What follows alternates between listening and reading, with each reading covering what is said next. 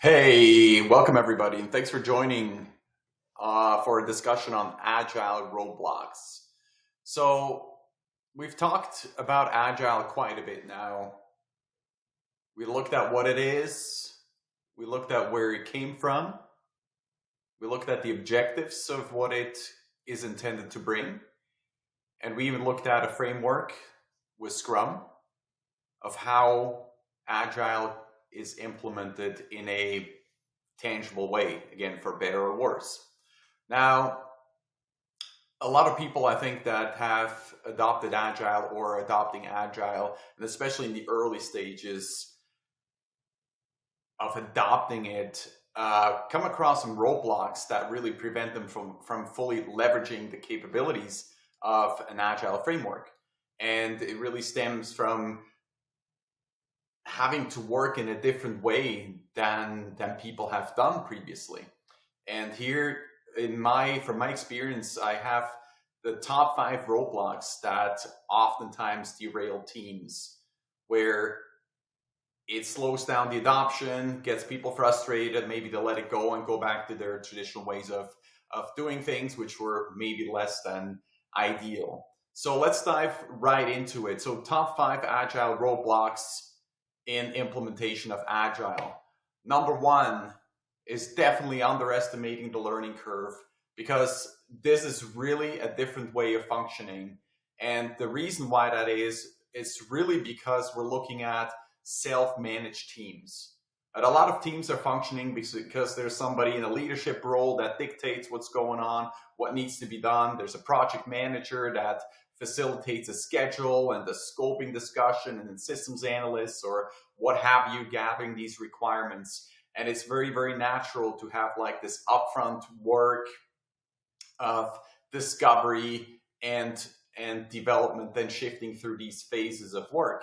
And so if you go into an Agile process and an Agile way of working, it really turns everything upside down in terms of presumed predictability. And if you don't understand that and what it takes to adopt Agile and really work in a different way, you're going to have a really, really hard time. And again, it gets people frustrated because expectations are different. Maybe leadership has sent people to training on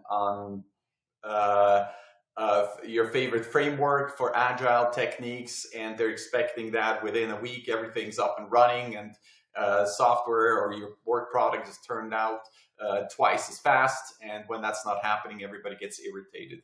So underestimating the learning curve is a huge deal to get everybody on the same page and really working differently. And that needs consideration. Number 2, competing priorities. So if you look at Agile principle and what it takes, I mean, you can pick really any of these attributes, right? And the working together daily is really the one that stands out here. A lot of projects, a lot of companies work under the format of, hey, let's run more projects in parallel so we can have a better chance at delivering more.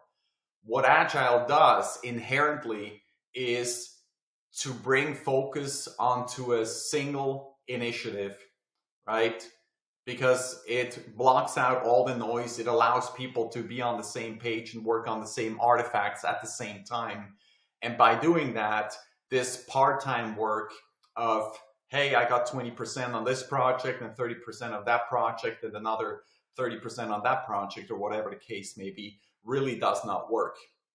So in order for Agile to work, and this fast and dynamic way of working, is really that all the team members that are required for the effort are on the same page and fully dedicated to the effort. Otherwise, if there's only one team member that's missing where critical deliverables are needed and they're not getting done in time, you suddenly have like a whole ripple effect of delayed delivery, which is then really difficult to recover from and causes frustration amongst the other team members that have met their deliverables and targets on time.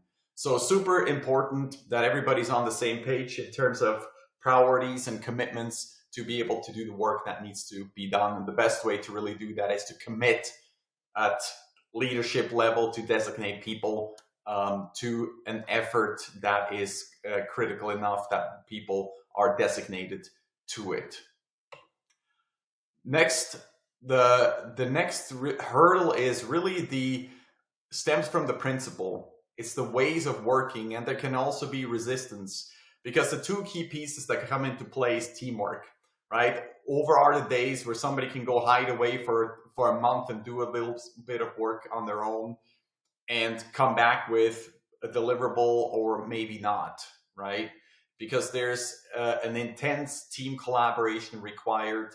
And what it does through daily engagements is really bring out the transparency of the work that's happening or not happening, right? And it becomes really clear really quickly where work is not progressing, which is a good thing, right? Because then you can dig in and find out what's going on. But again, right, it creates this transparency and visibility to work that's going on. And if somebody's not used to that and not comfortable with getting the work transparent and visible and being able to explain also what the challenges are that they're facing, it's going to be a very difficult situation. And that goes back to having the right people on the team that are interested and capable of self-managing within the team and participating to the full extent, and in the agile way of working and that transparency that it brings. Number 4, focus on processes and tools.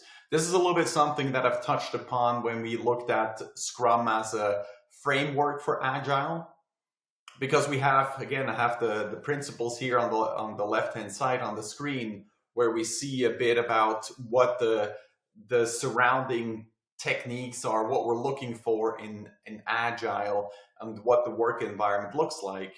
But then you take something like a Scrum framework and you implement it in a way which is very, very rigid. All of a sudden you have an entire team that's arguing about when to meet for a daily check-in, that's arguing about how we're capturing the requirements and how they're prioritized, and which tool that you're using to capture these things.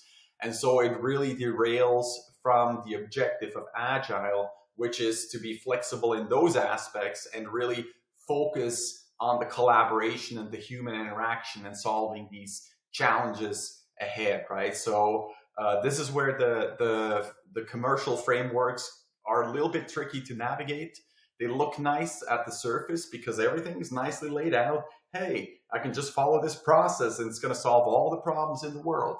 But it really doesn't, right? It can help a lot by having clear ways of implementing some of these principles that we see in the Agile methodology, but it can then also distract from what you're really focusing on delivering software or your work product, whatever that may be, and you get hung up on these tools and processes, and you're wasting a lot of energy on non-essentials effectively. And lastly, locking scope. And this is something that also comes from teams and team members that are used to work in a traditional way, where you have an early definition of scope and there's a desire from the delivery team to lock this in, right? To say, hey, we figured everything out, we got the scope identified, and now we're going to go build this stuff, right? And we're not going to change that scope anymore, because if we change scope, it's going to take longer and we're going to have the timeline delayed and so forth. And this is really also a mindset change that needs to be brought about, where locking scope is not really a thing anymore, right? Because you're delivering artifacts on a regular basis. So you're not really saying that, hey, my delivery time is going to be delayed by 3 months if I change this or that. You can more regularly decide what you want to deliver or not deliver. And so managing scope becomes a much, much shorter time frame activity than what it is traditionally, to say, you know what, we've locked in the scope, and if we make a change now, we got to redo everything that we have, right? And if you look at it that way, it also requires that the underlying architecture, the underlying system within which you work, is also capable of absorbing changes in the environment. And if the customer has a an objective to meet that creates a better situation for them in the marketplace, an advantage over the competition, then that needs to be definitely considered and looked at, right? And you got to be able to flex that and get that into the process and explain what the implications are along the way. So these are the top 5 Agile roadblocks that I find that typically hold teams up and give Agile a bad rap when they implement it, because it is a significant change. Learning, working in a different way and wrapping your head around that, working out the priorities, right? It's more of an organizational topic, and trusting the process really, and designating these people to work on a unified goal. The ways of working, getting the transparency out, almost disregarding tools and processes, are really focusing on what's important rather than spending all the time on processes and tools, and then being flexible with that scope, right? That you don't shoot yourself in the leg from a value creation for your customer. Let me know in the comments what you think about these. What do you have come across with Agile, other than it's terrible and it sucks and it should be abolished altogether? I'm curious to hear what do you see from your experience about what's stopping a good implementation, or what you've seen has stopped a good implementation. And there's a few other topics which I think can get in the way, similarly, basically the opposite of what you see here on the left-hand side under the Agile principles. Thanks for watching, and looking forward to the comments, and we'll see you again in the next video.